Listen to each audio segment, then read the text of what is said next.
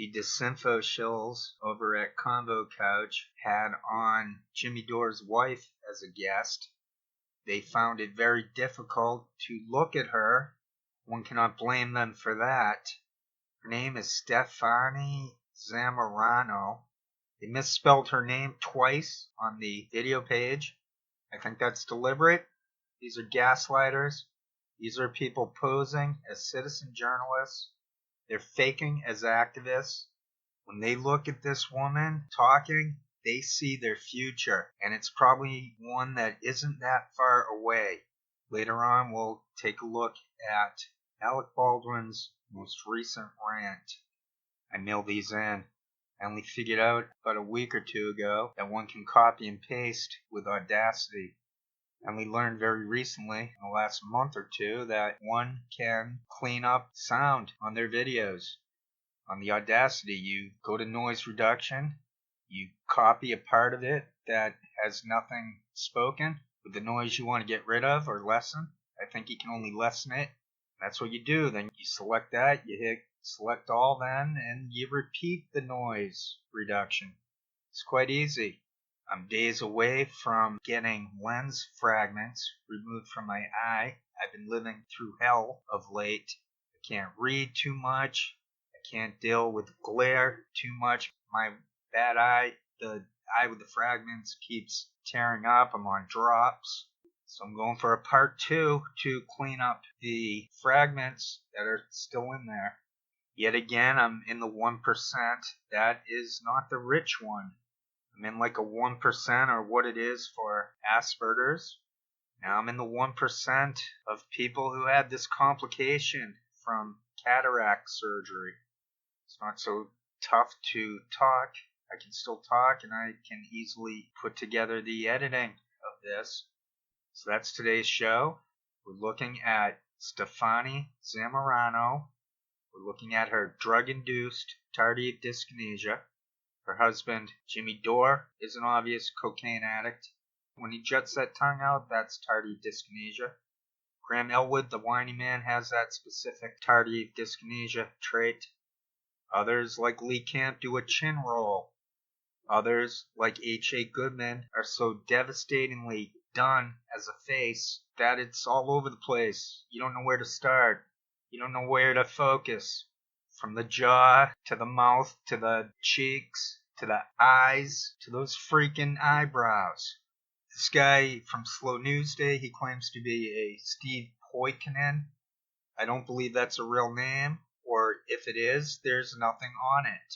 He lied on a Redneckonomics Manitalk show.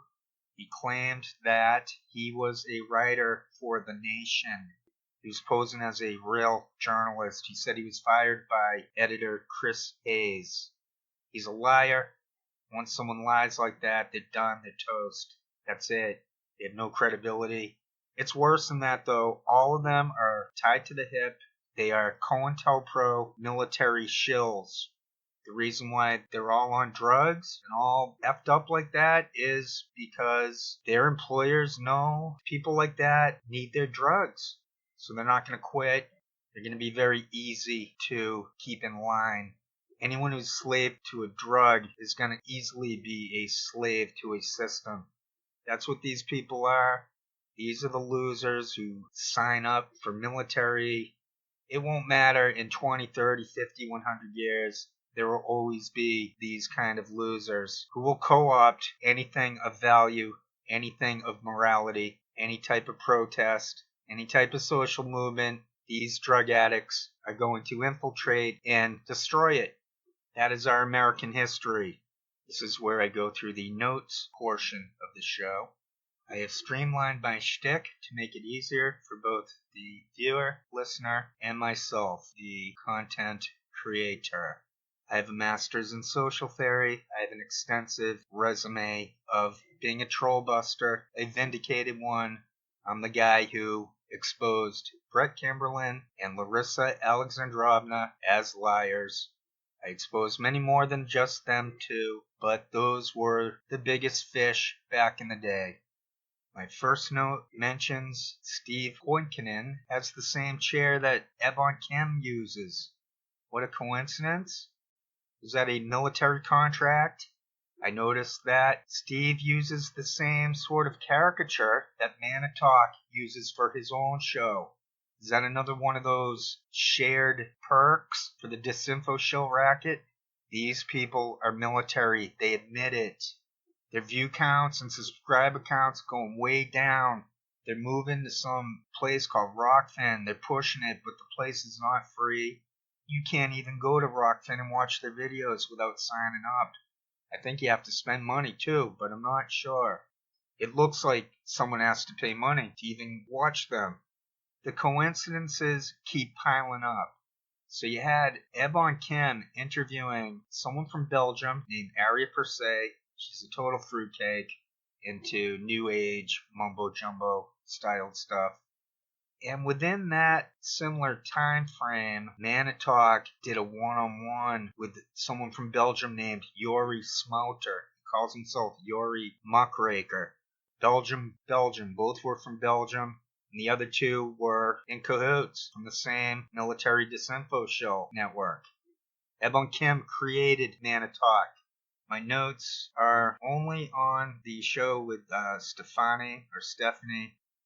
You can tell if someone's a cop. You can tell if someone's a prison guard. You can tell our appearances give away a lot of information. So this is where I'll read a little bit from the notes and then splice in the clips. Stefane Zamorano describes her show as grassroots astroturf. She claims that Jimmy Dore wants to share the show with the audience. What that means is it's more of a structure like a Graham Elwood. They're not sharing that audience with everyone. They're sharing it with the people within the military show network. Our audience is shared by us, you know? And I think the idea is that we're all guilty by association by thinking differently. Yeah, I am. I'm guilty. I'm guilty thinking and not in lockstep with the mainstream media. I'm so relieved that I don't have the same talking points as Brian Williams does. Graham Elwood interviewed Mitchell Helt about 5 times. He put on Redneckonomics. She wasn't known by anyone, yet she ended up on Graham Elwood. These things stick. They stay in the archives. You find them and you go, oh, that's what's going on. Yeah, that Tokyo Shemp guy, he's not as Looney Tunes as one may assume. I've got written down the word slathering. Slathering is basically you take the shaving cream and you slather it on your face before shaving, or your legs if you're a woman. And you shave your legs. I'm not saying women have to shave their legs, and I'm not going to digress into that.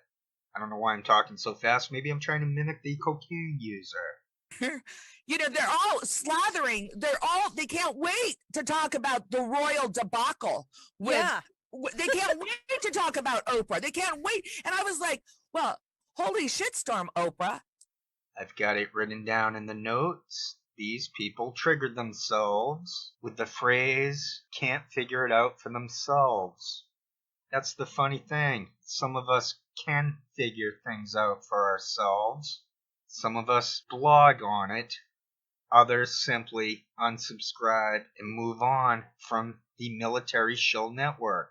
It just foreshadows what kind of country we're living in, and that in a time where you should have diverse thinking, that you should allow people with, you know, a different point of view. What we can't figure it out ourselves. Yeah, we're so easily duped. Yeah, you're so dumb that you can't figure it out. That's what they think, and they also say that, well, the Facebook, Google, YouTube, they're private companies.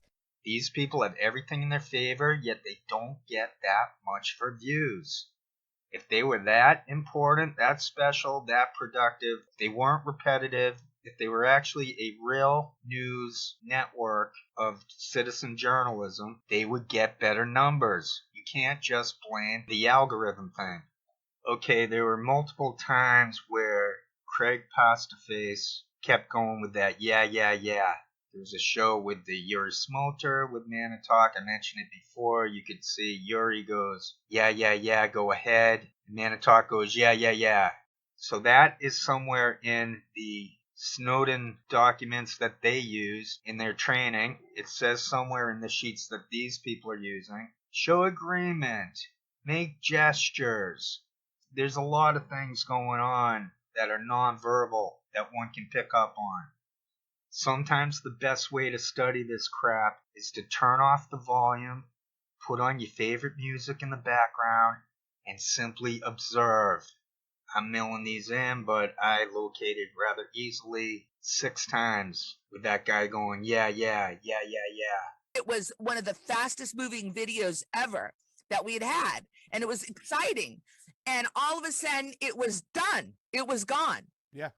We already had the leverage. We've already said that was a done deal. Yeah. Stop acting like this is something that you're doing. Yeah. This isn't something you're doing. You didn't do anything. Didn't Biden already sign something in January for it? Yeah. The despair that is facing our families, that's violence. And that they had to do the following Monday a tribute to themselves, so we could hear them cry, was I've never, ever read anything like that taking place in Congress. Never going to give you debt relief. That's too much money. They're never going to give you debt relief. They're going to give you more wars. Yeah. I understand, like, FBI reached out to Capitol Hill Police and said, hey, we understand that you might need, we got this handled. Well, really? The FBI doesn't choose to have a backup plan if this is fucked up? Yeah. To me, it's only allowing our elected officials to further subjugate us. Absolutely.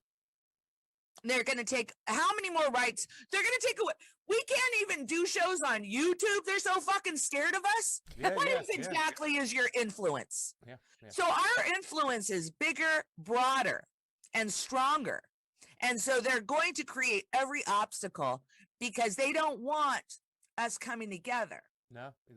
They show for Rockfin. Yet they also say that they're going to keep stuff on YouTube because they want to provide the free information. That there's this money-making element to YouTube is crazy, and we all tried to seize that opportunity the best that we could. But now we have to rely on other platforms, and thank goodness Rockfin exists. Yeah. No, seriously. Without Rockfin, we'd be shit out of luck, being demonetized This completely. channel right here. Come like, it's just like, and we'll still we'll still stream on YouTube so people get the information. Yes. But it really irritates the hell out of me that they put their own ads and their own monetization so they can make money out of us. And it's just so irritating. Right? They're getting a paycheck on the side. All these people are getting paychecks from a front group. They're not listing their tax records. They're not listing who's paying them money. But it's going on. You can tell in their styles and how connected they are. They are working under a corporate program, a military one. So this is fascism. They think they're fighting terrorism. They rationalize it in many ways. It's basically a long-term undercover cop type of racket. They're not providing any information for free. That's what I'm doing. What they're doing is the opposite. They have agendas. They're working for some program.